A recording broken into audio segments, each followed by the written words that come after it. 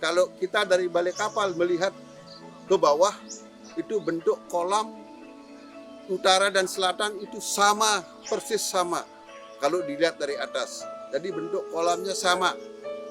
Nah, itu melambangkan bahwa raja harus bersifat adil.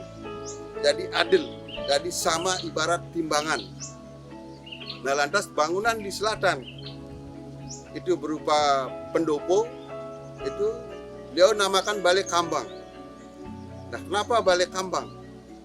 Nah, menurut cerita-cerita tetua-tetua kami bahwa di Balai Kambang itu di samping sebagai tempat penerimaan tamu-tamu negara, yang lebih spesifik adalah tempatnya pengadilan. Tempat pengadilan. Nah, itu cerita tetua kami, tempat pengadilan di sana. Pengadilan zaman kerajaan.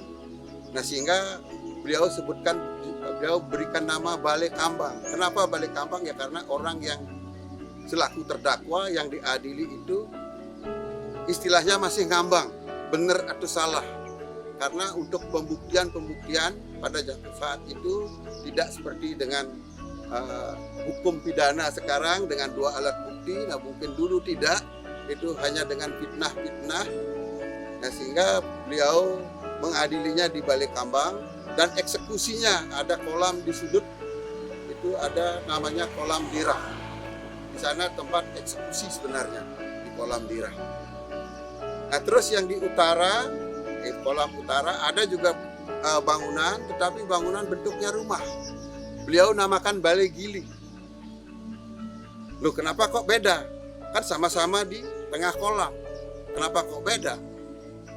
Sedangkan bentuknya beda juga, bentuknya rumah. Nah, beliau namakan Balai Gili. Gili itu sama dengan Nusa. Nusa itu berarti ada hunian. Sehingga bentuknya rumah. Jadi bentuknya rumah. Gitu. Jadi ada kamar-kamar. Nah, bukan berarti istana beliau di sini, bukan. Di sini hanya taman beliau, dan pada saat beliau beranjang sana, tempat beliau beristirahat sejenak di Balai Gili tersebut. Nah, lantas di utaranya, di sebelah baratnya ada bangunan namanya Balai Bundar. Konon katanya Balai Bundar itu adalah tempatnya meditasi raja. Tempat meditasi. Oh, pantas beliau namakan Balai Bundar. Kenapa? Karena kalau kita meditasi, pikiran kita harus nol, kosong. Jadi kosong bukan berarti kosong melompong. Kosong berarti hanya ada beliau yang maha pencipta saja. Nah, itu kira-kira maknanya. Itu. Nah, terus kalau yang di atas itu beliau namakan Balai Lunjuk. Nah, kemungkinannya setelah beliau bermeditasi, beliau mendapatkan inspirasi. Nah, beliau dari sana memanggil para abdinya untuk memberikan perintah.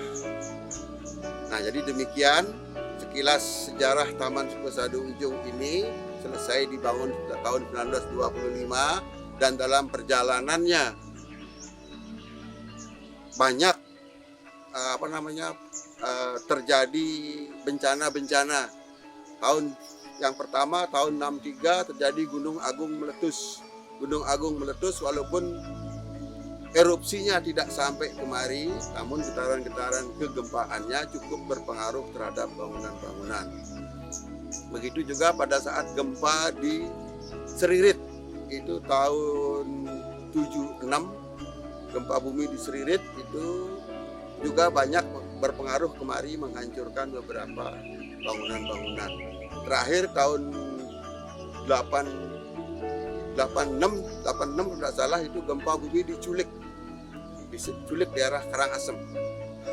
Jadi pada saat itu masih Menteri Dalam Negerinya Pak Adam Malik, sehingga Pak Adam Malik waktu itu berkunjung melihat rakyatnya yang korban gempa. Jadi pada media menulis Adam Malik diculik, padahal beliau ada di desa Culik melihat korban gempa. Gitu. Jadi itu pengaruh-pengaruhnya sehingga taman ini mulai tidak terurus dan terbengkalai. Nah, tahun 2001 itu atas inisiatif pemerintah daerah untuk menyelamatkan warisan budaya ini, minta izin kepada pihak pemilik, dalam hal ini Puri Agung Karangasem, untuk diberikan mengadakan revitalisasi taman ini. Nah, sehingga tahun 2001 mulai direvitalisasi dan diresmikan pada tahun 2004 oleh Bapak Gubernur. Jadi demikian sekilas sejarah